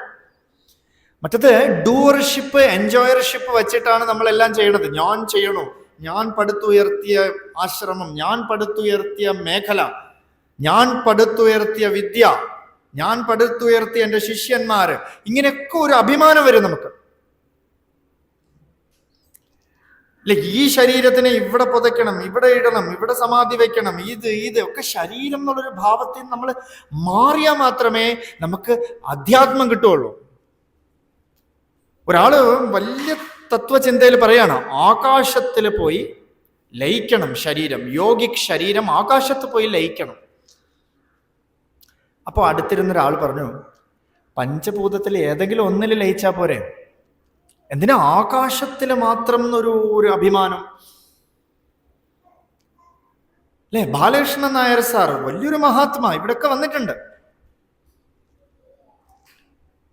അദ്ദേഹത്തിൻ്റെ മരണശേഷം ഒരു റിച്വൽസും ചെയ്യാൻ പറ്റില്ല, ഒരു ബലി കൂടെ ഇടരുതെന്ന് പറഞ്ഞു. ശരീരം കത്തിച്ച് കളയാം, ഒരു സമാധി ഒന്നും വയ്ക്കരുത്. അപ്പം നമ്മളൊരു ചേട്ടൻ വന്നിട്ട് ബാലകൃഷ്ണൻ നായർ സാറുടെ പ്രഭാഷണമൊക്കെ കേട്ടിട്ട് ബാലകൃഷ്ണൻ നായർ സാറിൻ്റെ വീട്ടിൽ പോയി, ഇപ്പോഴും പോവാം, പാൽക്കുളങ്ങര. ആർക്കും അറിയില്ല, ചോദിച്ചാൽ ഒന്നും പറയാനൊന്നും ആർക്കും അറിയില്ല. അന്തർമുഖനായിട്ടിരുന്നു, വെളിയിലൊന്നും അറിയില്ല. വെളിയിൽ പ്രഭാഷണമൊക്കെ പറയണമെന്നല്ല, അത് വീട് ആരും അറിയില്ല. പാൽക്കുളങ്ങരയിൽ പോയി ചോദിച്ചാൽ ആർക്കും അറിയാൻ പറ്റില്ല. ബാലകൃഷ്ണൻ നായർ സാറിൻ്റെ വീട്ടിൽ പോയിട്ട് മകളെടുത്ത് ചോദിച്ചു, മോളിൽ റൂമിൽ കുറച്ച് നേരം ഇരിക്കാൻ പറ്റുമോ എന്ന് ചോദിച്ചു. അപ്പം അദ്ദേഹം ഇരിക്കാൻ പറഞ്ഞു. അവർ പറഞ്ഞു, ഇരിക്കൂ. അപ്പം ഞാൻ സാറിൻ്റെ ധാരാളം പുസ്തകങ്ങളൊക്കെ വായിച്ചിട്ടുണ്ട് എന്നൊക്കെ പറഞ്ഞു. എന്നിട്ട് ചോദിച്ചു, സാറിൻ്റെ ഈ സമാധി എവിടെ വച്ചിരിക്കണമെന്ന് ചോദിച്ചു. അപ്പം മകൾ ചോദിക്കുകയാണ്, അച്ഛൻ്റെ പുസ്തകം ശരിക്കും വായിക്കാറുണ്ടോ എന്ന് ചോദിച്ചു. കാരണം അതിൽ പറയണത് ഇത് വെറും ജഡാണ്. എന്തിനാ ജഡത്തിനെ പിടിച്ച് ഒരിടത്ത് പ്രതിഷ്ഠിക്കണത്? എന്ത് ഫലം? ഒരു ഫലമില്ല അല്ലേ? അത് ശരീര അഭിമാനമാണ്. ഈ ശരീരത്തിന് ഇങ്ങനെ വെക്കണം, ഇങ്ങനെ ആരാധിക്കണം, ഇതൊക്കെ പറഞ്ഞു വെക്കണത് ഒക്കെ ഒരു ആവശ്യമില്ലാത്ത ഒരു അഭിമാനമാണ്. ഈ ശരീരത്തിൽ എന്തുകൊണ്ട് ഒന്നുമേ ഇല്ല. ഇതിങ്ങനെ നിന്നാലേ എനിക്ക് യോഗക്ഷേമം കിട്ടുകയുള്ളൂ, ഈ ശരീരത്തിന് ഞാൻ ഡെവലപ്പ് ചെയ്ത് വെച്ചാലേ പറ്റുള്ളൂ, ഞാൻ ചെയ്തുകൊണ്ട് ഞാൻ കഷ്ടപ്പെട്ട് കഴിക്കണം. സ്വാമി വിവേകാനന്ദന്റെ ജീവിതത്തിൽ ഒരു ഇൻസിഡന്റ് ഉണ്ട്. ഒരു ട്രെയിൻ യാത്ര പോകണം. ഇപ്പോൾ സന്യാസിമാരൊക്കെ അറിയാം, കയ്യിൽ ഭക്ഷണമോ ഒന്നും കരുതില്ല. അപ്പോൾ അടുത്തിരുന്നൊരാള് വളരെയധികം ലച്ചറി, അദ്ദേഹത്തിന് കാവി അണിഞ്ഞിരിക്കണവരെ കണ്ട പ്രശ്നം. വല്ല ജോലിക്കും പോയിക്കൂടെ, ഇങ്ങനെ വേഷം കെട്ടി ആളുകളെ പറ്റിച്ച് നടക്കാതെ വല്ല ജോലിക്കൊക്കെ പോയി ജീവിച്ചൂടെ? അപ്പൊ ഇദ്ദേഹം സ്വാമി അങ്ങനെ ഇരുന്നു. ഇവര് പറഞ്ഞു, ഞാൻ കഷ്ടപ്പെട്ടാണ് എൻ്റെ വീട് വെച്ചത്, ഭാര്യയ്ക്ക് ഇത് കൊടുത്തത്, അത് കൊടുത്തത്, എൻ്റെ പെങ്ങളെ കല്യാണം കഴിപ്പിച്ചു വിട്ടത് എല്ലാം ഞാൻ കഷ്ടപ്പെട്ടിട്ടുള്ള കാശ് കൊണ്ടാണ്. ഞാൻ ഇല്ലെങ്കിൽ പിന്നെ കുടുംബം എങ്ങനെ ജീവിക്കും എന്നൊക്കെ പറഞ്ഞിട്ട് വലിയ ലെക്ചർ. അങ്ങനെ കുറച്ച് കഴിഞ്ഞപ്പോൾ ഇയാൾ എന്ത് ചെയ്തു, ഒരു ഭക്ഷണ പൊതിയൊക്കെ എടുത്തിട്ട് ഇങ്ങനെ കഴിക്കാൻ നോക്കി. സ്വാമി വിവേകാനന്ദനെ കാണിക്കാതെ ഇങ്ങനെ കാണിച്ചു. അപ്പോൾ വേറെ ഭക്ഷണം ഉണ്ടോയെന്ന് ചോദിച്ചു. ഈ വല്ല പണിയെടുത്ത് ജീവിച്ചൂടെ? ഇത് എനിക്കുള്ള ഭക്ഷണം, ഞാൻ അധ്വാനിച്ചുണ്ടാക്കിയ കാശ് കൊണ്ട് ഞാൻ ചെയ്യിപ്പിച്ച ഭക്ഷണമാണ്, നിങ്ങൾക്ക് പണിയെടുത്ത് ജീവിച്ചൂടെ എന്നൊക്കെ ചോദിച്ചു. വിവേകാനന്ദ സ്വാമി നല്ല വിശപ്പുണ്ട്, അകത്ത് കുറച്ച് കൊടുത്താൽ കൂടെ കഴിക്കാൻ തത്പരനാണ്, പക്ഷേ കൊടുക്കണില്ല അദ്ദേഹം. അടുത്ത സ്റ്റോപ്പ് എത്തിയപ്പോ ഒരാള് നല്ല വിഭവസമൃദ്ധമായ സദ്യ എല്ലാം കൊണ്ട് ഈ സ്വാമി ഇരിക്കണ അവിടെ വന്നു. ഇയാളുടെ ഡൂവർഷിപ്പ് എൻജോയർഷിപ്പ് വെച്ച് ഇങ്ങനെ കഴിക്കണു. സ്വാമിക്ക് കൊണ്ട് ഇങ്ങനെ കൊടുത്തു. അപ്പോ സ്വാമി ഇത് കഴിക്കണം, നമുക്ക് ഏതെങ്കിലും ഒരു സാധു വരും എന്ന് വിചാരിച്ചു, നമ്മൾ അങ്ങനെയാണോ ഉണ്ടാക്കിയത്, ഇത് കഴിക്കണം എന്ന് പറഞ്ഞു. സ്വാമി ഇതെടുത്തിട്ട് ഒരു പൊതി അയാൾക്ക് കൊടുത്തരാം, അയാൾ സ്വയമേവ എല്ലാം ചെയ്യണ ആളാണ്. സ്വാമി പറഞ്ഞു അത്ര. അങ്ങനെ ഒരു പൊതി അയാൾക്ക് കൊടുത്തരും, അയാളെല്ലാം സ്വയമേവ ചെയ്യണ ആളാണ്. അയാൾ ഞെട്ടിപ്പോയി. എങ്ങനെയാ നമ്മൾ സറണ്ടർ ചെയ്യാം? ഭഗവാന് പോയി സർവവും സറണ്ടർ ചെയ്ത, സർവം നമ്മൾ ഭഗവാനിലേക്ക് അർപ്പണം ചെയ്ത, പിന്നെ നമുക്കെന്നൊരു ഡൂവർഷിപ്പില്ല, നമുക്കെന്നൊരു എൻജോയർഷിപ്പില്ല, സർവം ഭഗവത് പ്രസാദമായി മാറും. സർവവും ഭഗവത് പ്രസാദമായി മാറണം നമുക്ക്. അതിന് ശരണാഗതി ചെയ്തുകൊള്ളുക. ശരണാഗതി കേവലം വാക്കിലല്ല, ഞാൻ നിങ്ങൾക്ക് അടിമപ്പെട്ടിരിക്കണു. എന്താ വാക്ക്? ഒരു എല്ലുകുച്ചി പോലെ ഇരിക്കണ ഒരാൾ, അയാൾ ഒരു നാളേക്ക് ഒരു രാജാവ് വഴിയിൽ തേരോടിച്ച് പോണു. അപ്പൊ ഇദ്ദേഹം എന്ത് ചെയ്തു, രാജാവിനെ വഴിയിൽ വെച്ച് തടഞ്ഞു. അത്രേ ഉള്ളൂ. രാജാവ് നോക്കിയപ്പോ ഇതെന്താ ഇത്, കുറ്റിച്ചെടിയോ? അപ്പൊ ഇദ്ദേഹം പറഞ്ഞു, ഇറങ്ങടാ താഴെ എന്ന് പറഞ്ഞു രാജാവിന്. അപ്പൊ ക്ഷത്രിയനല്ലേ, ഇപ്പോൾ ആരെങ്കിലുമൊക്കെ വെല്ലുവിളിച്ചാൽ കേൾക്കണം, ഇറങ്ങണം. അങ്ങനെ ഇറങ്ങി വന്നു. നീ ഇനി ഇവിടെ നിന്ന് മുന്നോട്ട് പോണെങ്കിൽ ഞാനുമായിട്ട് യുദ്ധം ചെയ്യണം എന്ന് പറഞ്ഞു. ഇത്രേ ഉള്ളൂ ആള്. അപ്പൊ രാജാവ് പറഞ്ഞു, ഒന്ന് വഴി മാറി നിൽക്കൂ, നമ്മൾ പോട്ടെ. ഇല്ല, യുദ്ധം ചെയ്തിട്ട് ബാക്കി കാര്യമുള്ളൂ, വെല്ലുവിളിയാണ്. രാജാവിന് എന്താ പേടിയാവണോ എന്ന് ചോദിച്ചു. അപ്പൊ മന്ത്രി പറഞ്ഞു, എന്നാ നോക്കാം, ചെയ്യോ, യുദ്ധം ആവട്ടെ. എന്താ വേണ്ടത്? ആയുധം വേണോ? വേണ്ട, ഗുസ്തി തന്നെ ആവാം. ആദ്യം ആരടിക്കും? നീ അടിച്ചോ എന്ന് പറഞ്ഞു. അപ്പൊ പറഞ്ഞു, ഇല്ലില്ല, ആദ്യം രാജാവ് തന്നെ അടിച്ചോളൂ എന്ന് പറഞ്ഞു. ഇല്ല, ഞാൻ രാജാവിനെ അടിച്ച് തോൽപ്പിച്ച രാജ്യം എനിക്ക്, രാജാവ് എൻ്റെ അടിമ. ഇനി രാജാവാണ് എന്നെ അടിച്ചിട്ട് രാജാവാണ് ജയിക്കണമെങ്കിൽ ഞാൻ രാജാവിന് അടിമ. ശരി, ഫൈറ്റ് തുടങ്ങി. ആദ്യത്തെ ഒരടിയിൽ തന്നെ നൊര പതയെല്ലാം വന്ന് ഈ മെലിഞ്ഞ ആള് മുഴുവൻ പോയി. പുഴു പിടയ്ക്കണത് പോലെ പിടച്ചു തുടങ്ങി. കുറച്ച് കഴിഞ്ഞ് എഴുപ്പിച്ച് ഇരുത്തി 10-15 മിനിറ്റ് ബോധമൊക്കെ വന്ന് വെള്ളമൊക്കെ കൊടുത്തപ്പോൾ ഇയാൾ നേരെ രാജാവിൻ്റെ പിന്നിലേക്ക് പോയിട്ട് ഞാൻ നിങ്ങൾക്ക് അടിമ എന്ന് പറഞ്ഞു. അപ്പോൾ മന്ത്രി ചോദിച്ചു, 2-3 ദിവസം കഴിഞ്ഞിട്ട് മന്ത്രി ചോദിച്ചു, അല്ല നിനക്ക് വല്ല ആവശ്യം ഉണ്ടായിരുന്നോ? മര്യാദയ്ക്ക് പോയിക്കൊണ്ടിരുന്ന രാജാവ്, നീ പോയി ഫൈറ്റ് ചെയ്ത് തോറ്റ് ഇപ്പം അടിമയായിരിക്കണം. അപ്പോൾ പറഞ്ഞു, ഇന്നലെ വരെ എനിക്ക് ആഹാരത്തിന് ഒരു വകയില്ലായിരുന്നു. ഇന്ന് ഞാൻ ഇപ്പോൾ അടിമയായപ്പോൾ 3 നേരം രാജാവിൻ്റെ കൂടെ ഇരുന്ന ആഹാരം. കാരണം അടിമയെ രാജാവിൻ്റെ കൂടെ തന്നെ ഇരുത്തണമെന്നാണ്, അടിമയെ എപ്പോഴും കൂടെ വെച്ചിരിക്കണം എന്നാണ്. ഇപ്പൊ ഞാൻ പോയി സറണ്ടറായി, സർവശക്തന്റെ അടുത്ത് പോയി അടികൂടി തോറ്റോളൂ, ഫൈറ്റ് ചെയ്ത് തോറ്റോളൂ ഭഗവാന്റെ അടുത്ത്. അടികൂടി തോറ്റാലും നമുക്ക് യോഗക്ഷേമം. അടികൂടാനെങ്കിലും ഭഗവത് നാമം പറഞ്ഞല്ലോ, നാരായണ മന്ത്രം അടികൂടാനെങ്കിലും പറഞ്ഞല്ലോ. അതിന് നമുക്ക് യോഗക്ഷേമം തരും ഭഗവാൻ. അപ്പൊ അതുപോലെ നമ്മൾ പൂർണ്ണമായിട്ട് നമ്മൾ സറണ്ടർ ചെയ്യുക ഭഗവാന്, സർവവും സറണ്ടർ ചെയ്യുക. നമ്മുടെ ജീവിതമോ നമ്മുടെ എല്ലാം എന്തൊക്കെ വിഷമുണ്ടോ അതെല്ലാം കൊണ്ടുപോയി ഭഗവാനിൽ അർപ്പണം ചെയ്തോളാം. ഇൻഫാക്ട് ഈ വിഷമത്തെ ക്യാരി ചെയ്യണതായിട്ടുള്ള ഈ മനസ്സിനെ കൊണ്ട് ഭഗവാന് കൊടുക്കുക. ദാറ്റ് ഈസ് ശരണാഗതി. മനസ്സിനെ ഭഗവാൻ അർപ്പണം ചെയ്യണത് ആരോ അവനാണ് ശരണാഗതി. ആ അർപ്പണമാണ് ഭഗവത് നാമ ജപം അല്ലെ. ഓരോ നാമവും ഭഗവാനിൽ അർപ്പണം. അതിനാണ് നമ എന്ന നാമം വരുന്നത്. നമ എന്ന് പറഞ്ഞാൽ നമസ്കാരം എന്നർത്ഥം. എങ്ങനെ നമസ്കരിക്കണം? തത് വിദ്ധി പ്രണിപാതേന പരിപ്രശ്നേന സേവയ. പണിവ് വരണ വരയ്ക്കും നമ്മൾ വീണ് വീണ് വീണ് നമസ്കരിക്കണം. വലിയൊരു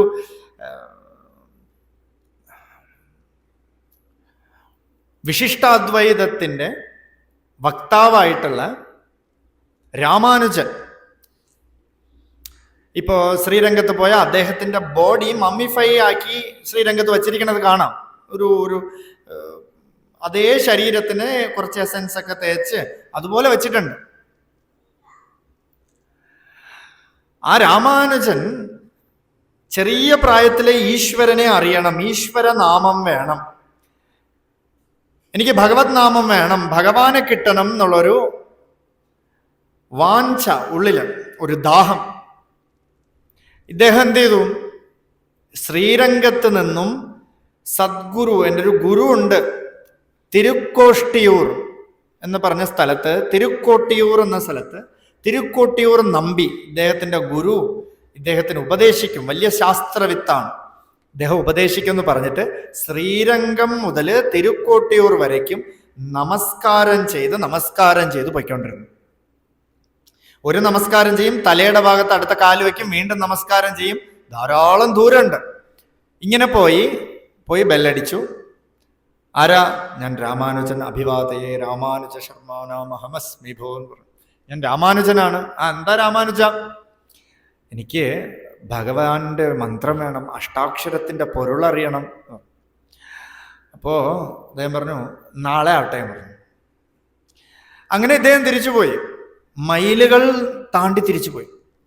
അടുത്ത ദിവസവും ഇതേപോലെ പ്രോസസ്, നമസ്കാരം ചെയ്തു വീടിൻ്റെ നടയിലെത്തി, നാളെ ആട്ടെ എന്ന് പറഞ്ഞു. ഇങ്ങനെ 18 തവണ ഇങ്ങനെ നമസ്കാരം ചെയ്ത് വന്നു. നമ്മളൊക്കെ ആണെങ്കിൽ 2 ദിവസമായ പുള്ളിക്കാരന് ഒന്നും അറിയില്ല അല്ലേ, അത്ര വലിയ ഇതൊന്നും അല്ല. ഇത് ഏത് ഗുരു എന്ന് പറഞ്ഞ് വെളിയിൽ ഫ്ലെക്സ് അടിച്ച് വേണമെങ്കിൽ അവരെ വീട്ടിൽ പോസ്റ്ററും ഇട്ട് ചോദിക്കും, ഒന്ന് കുന്തോ അറിയാത്ത ആളാണെന്ന് പറയും. ഇദ്ദേഹം 18 ദിവസവും അങ്ങനെ പോയി 18ാമത്തെ ദിവസം ഉള്ളിലേക്ക് വിളിച്ച് സർവ്വജനലും വാതിലും ഒക്കെ അടച്ച് ഷട്ടേഡിട്ട് ഒരു ഈച്ച കൂടെ അകത്ത് കയറാത്ത സമയത്ത് ചെവിയിൽ കാതില് ചെറുതായിട്ട് പറഞ്ഞു കൊടുത്തു, ഓം നമോ നാരായണായ. അല്ലേ, ഇപ്പൊ നമ്മളെ ടേപ്പ് റെക്കോർഡറൊക്കെ ചുമ്മാ പാടുന്നുണ്ട്, ഫോണ് ഗായത്രി മന്ത്രം ജപിക്കുന്നുണ്ട്, വീട്ടിൽ പോയി ബെല്ലടിച്ച ഗായത്രി മന്ത്രമോ പ്രാർത്ഥനയോ ഒക്കെ കിട്ടുന്നുണ്ട്.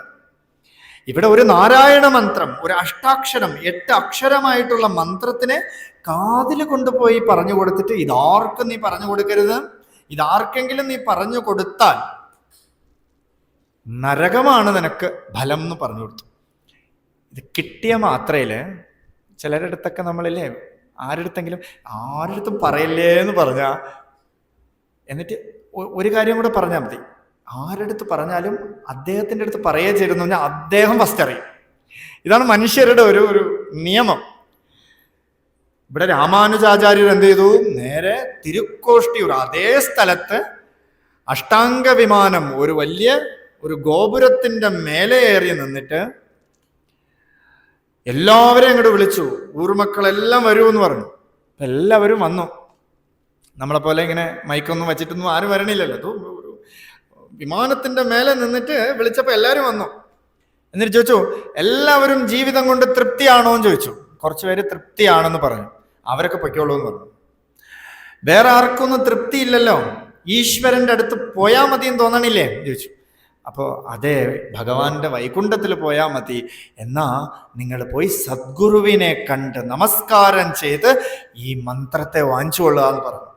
നോക്കൂ, മന്ത്രത്തെ അദ്ദേഹം പറഞ്ഞില്ല, ഇതിനുള്ള വഴിയെ കൊടുത്തു.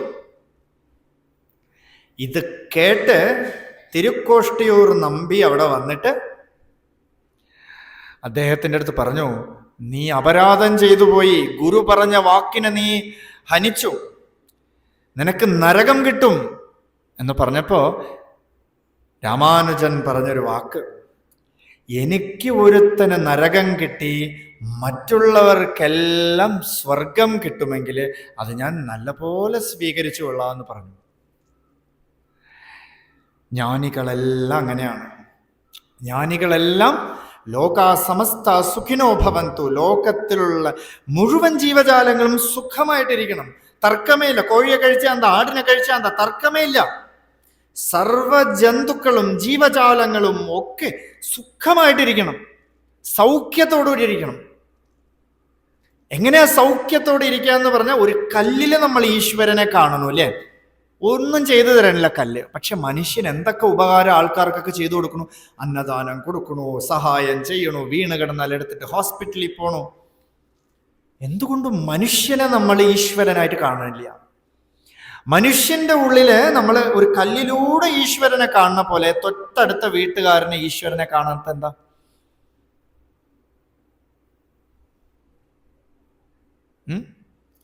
പറ്റണില്ല. എന്താന്ന് വെച്ചാ, ആദ്യം നമ്മുടെ ഉള്ളിലെ ഞാനേ ഈശ്വരൻ നമുക്ക് പണിവ് വന്നിട്ടില്ല. അപ്പൊ ആ പണിവ് വരണം. അത് വരണമെങ്കിൽ എന്താ? വെളിയിലൊരു നാമം വേണം. വെളിയിലൊരു നാമം നമ്മുടെ ഉള്ളിലേക്ക് തിരിക്കും. പരമലൗകികമായിട്ടുള്ള നമ്മുടെ മനസ്സിനെ ആന്തരികമായിട്ട് തിരിക്കണമെങ്കിൽ ഒരു നാമത്തിന് ശക്തിയുണ്ട്. പതുക്കെ പതുക്കെ പതുക്കെ പതുക്കെ ജപം ചെയ്ത് ജപം ചെയ്ത് ജപം ചെയ്ത് ജപം ചെയ്ത് സദാ ജപത്തിലൂടെ പൂർണ്ണമായിട്ട് നമ്മൾ ശ്രദ്ധ പൂർണ്ണമായിട്ട് ആ ജപത്തില് ആ മൂർത്തിയിൽ വരണ സമയത്ത് വെളിയിലുള്ളതൊക്കെ മറഞ്ഞു പോകും. വെളിയിൽ നമ്മൾ കാണപ്പെടുന്ന പ്രതിബന്ധങ്ങൾ മുഴുവൻ മറഞ്ഞു പോകും. സദാ ടൈം. രാത്രി ഉറക്കം വന്നില്ല, ഇരുന്ന് ജപിച്ചോളാം. അതിനിപ്പോ കുളിച്ച് കുറി തൊട്ട് ഇരുന്നേ ജപിക്കാവൂന്നൊന്നുമില്ല. സദാ നമ്മൾ നടക്കുമ്പോൾ ജപിക്കുക, കുക്ക് ചെയ്യുമ്പോൾ ജപിക്കുക, വണ്ടിയിൽ യാത്ര ചെയ്യുമ്പോൾ ജപിക്കുക. അനാവശ്യ തോട്ട്സ് വരണോ? ജപിച്ചോളാം. തോട്ട്സ് വരും, അതതിന്റെ സ്വഭാവമാണ്. ഏകാദശിക്ക് വ്രതമെടുത്തോളൂ, വിശപ്പ് വരും. അത് ശരീരത്തിന് അറിയില്ല നിങ്ങളിന്ന് ഏകാദശിയാണ് എടുത്തിരിക്കുന്നതെന്നൊന്നും. അതൊരു സാധു. പക്ഷെ നിങ്ങൾ ചലിക്കാതിരിക്കാം. ഞാൻ ചലിക്കില്ല എന്നുള്ളൊരു ഭാവത്തിൽ ഇരിക്കാം. ഇതാണ് അധ്യാത്മം. പതുക്കെ പതുക്കെ രുചി വരുവുള്ളൂ. കുറച്ചു നേരം ഇരുന്നു, നല്ല മൂഡ് വന്നു, ഒരു 50,000 നാമം ജപിച്ചു. ഇന്ന് മൂടേ ഇല്ല, അതുകൊണ്ട് ഒരു നാമം കൂടെ ജപിച്ചില്ല. അങ്ങനെ പാടില്ല. അധ്യാത്മത്തിൽ അടുക്കും ചിട്ടയും വേണം, ഒരു ഓർഡർ ലൈഫ് വേണം.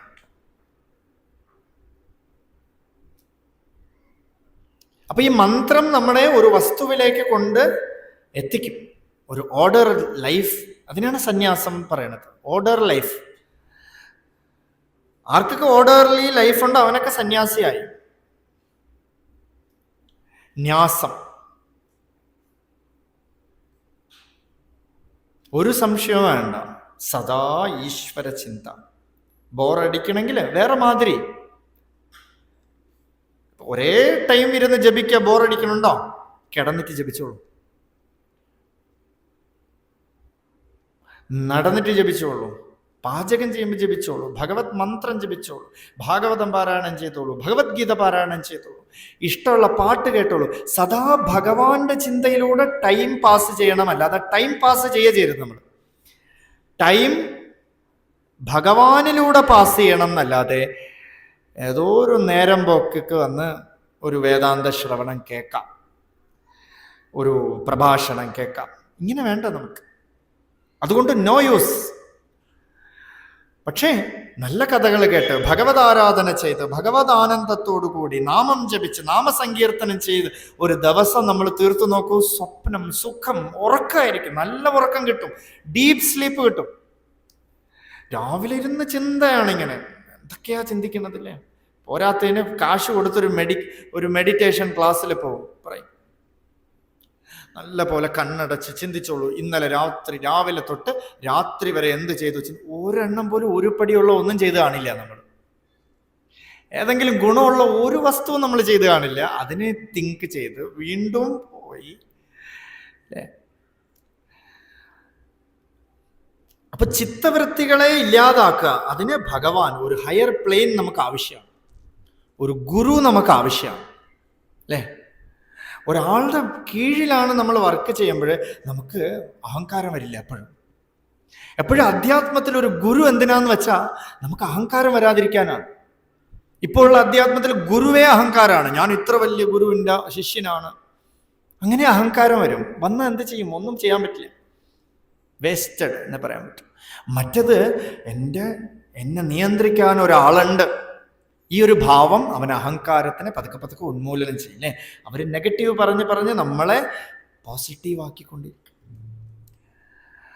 അവര് നമുക്ക് അധ്യാത്മത്തിൽ എന്തൊക്കെയോ പ്രതിബന്ധം, അതിനൊക്കെ ഇല്ലാതാക്കും. അതിനൊരു ഹയർ പ്ലെയിൻ നമുക്ക് ആവശ്യമാണ് നമ്മുടെ അധ്യാത്മത്തിൽ. ഗുരു കൂടാതെ പറ്റിയില്ല. രമണ മഹർഷിക്ക് ഗുരു ഇല്ല എന്ന് പൊതുവിൽ എല്ലാവരും പറയും. മഹർഷിക്ക് പ്രത്യേകിച്ച് ഗുരു ഒന്നുമില്ല, സ്വയമേവ ആത്മാവെ ഉപദേശിച്ചു. മഹർഷി പറയുന്നുണ്ട്, കുற்றமுற்று അറുത്തനെ ഗുണമായി പണിത്താൾ ഗുരു ഉരുവായി ഒളിർ അരുണാചല. അരുണാചലം തന്നെ ഗുരു. ആ മല തന്നെ ഉപദേശിച്ചു. എന്താ ഉപദേശം എന്ന് പറഞ്ഞാൽ, വിന്തലം ഇത് അചലമാ കണ്ടേൻ. അചലം, ചലിക്കാത്തുള്ള അവസ്ഥ, മനസ്സ് ചലിക്കാത്ത അവസ്ഥ. മനസ്സ് എപ്പ ചലിക്കണോ അതിന് പേര് സംസാരം, മനസ്സ് ചലിക്കാതിരിക്കണോ അതിന് പേര് യോഗം. അതാണ് യോഗ. യോഗ എന്ന് വെച്ചാൽ എന്താ? മനസ്സ് ചലിക്കാതിരിക്കാം. യോഗ ചിത്തവൃത്തി നിരോധ, ചിത്തവൃത്തികളൊന്നും ഇല്ലാതിരിക്കുക. യോഗസൂത്രത്തില് പറയണു, ചിത്തവൃത്തികൾ ഇല്ലാതാവണമെങ്കിൽ സുഖത്തിനെയും ദുഃഖത്തിനെയും നമ്മൾ ഒരുപോലെ കാണണം. സർവം ദുഃഖം വിവേകിനാം എന്നൊരു സൂത്രം. വിവേകികൾക്ക്, ബുദ്ധിമാന്മാർക്ക് സർവം ദുഃഖമാണ്. ഈ കാണുന്നതൊക്കെ ദുഃഖമാണ്. ഒരു സത്സംഗം ദുഃഖമാണ്. അനുഭവം മാത്രമേ അവർക്ക് സുഖമുള്ളൂ. അതുകൊണ്ട് നല്ല സന്തോഷം വന്നാൽ ആലോചിച്ചുള്ള, അതിൻ്റെ എക്സ്ട്രീം ദുഃഖം വരും. നല്ല എക്സ്ട്രീം ദുഃഖം വന്നാൽ ഈ നിമിഷം കടന്നുപോയി നല്ല സന്തോഷം വരും. അപ്പൊ ഈ രണ്ടിൻ്റെയും പക്ഷത്ത് നിൽക്കാതെ സെൻറ്റേർഡ് ആയിട്ടിരിക്കാം. അമ്മിക്കുഴവി പണ്ടൊക്കെ ഉണ്ട്, ഈ ഉഴുന്നൊക്കെ ഇങ്ങനെ ആട്ടി വയ്ക്കും. ചില അമ്മിക്കുഴവിയിൽ ഉഴുന്നൊക്കെ ഇങ്ങനെ വെളിയിലേക്ക് പോകും, ഷാറ്റേർഡ് ആയിട്ട് പോകും. അപ്പൊ എന്ത് ചെയ്യും? ആട്ടണ ആള് ഇങ്ങനെ വലിച്ചിടും. ഇതാണ് മായ. ഈ താപം ഉണ്ടല്ലോ, സംസാരത്തിലെ ദുഃഖം കൊണ്ട് കുറച്ചങ്ങോട്ട് മാറിപ്പോകുമ്പോൾ മായ നമ്മളെ പിടിച്ച് വീണ്ടും ഇട്ടിട്ട് കുഴയ്ക്കും. കുറച്ചു പേര് രക്ഷപ്പെടും. ആരെന്നറിയാമോ? സെൻറ്റേർഡ് ആയിട്ടുള്ളവർ. ഈ കുഴവിയുടെ താഴെ ഇരിക്കുന്നവർ രക്ഷപ്പെടും. ഈ സൈഡ് മുഴുവനാണ് ഗ്രൈൻഡിങ്, അല്ലേ? സൈഡിലൊക്കെ പെട്ടുപോയാ കുഴപ്പമാണ്. ഏതോ ഒരു സുഖത്തിൽ മാത്രം ഇരുന്ന കുഴപ്പമാണ്, ഏതോ ദുഃഖത്തിൽ മാത്രം ഇരുന്നാലും കുഴപ്പമാണ്. B centred. ഒരു പെൻഡുലം, അതിൻ്റെ സമസ്ഥിതി എന്ന് പറയുന്നത് സെൻറ്റേർഡ് ആവുക. ആ ഭഗവാനിലേക്ക്, ആ സെൻറ്ററിലേക്ക് നമ്മൾ കേന്ദ്രീകരിക്കുമ്പോൾ നമ്മുടെ എല്ലാ ദുഃഖവും പോവും. അതുകൊണ്ട് വേറെ വിദ്യകൾ കൊണ്ട് തർക്കം ചെയ്തിട്ട് ഒരു കാര്യമില്ല എന്നാണ് ഈ ശ്ലോകം പറയണത്. ഇത് കുറച്ച് ഇമ്പോർട്ടൻ്റ് ആയിട്ടുള്ള ശ്ലോകമായതുകൊണ്ട് രണ്ടാമത്തെ ദിവസം എടുത്തു.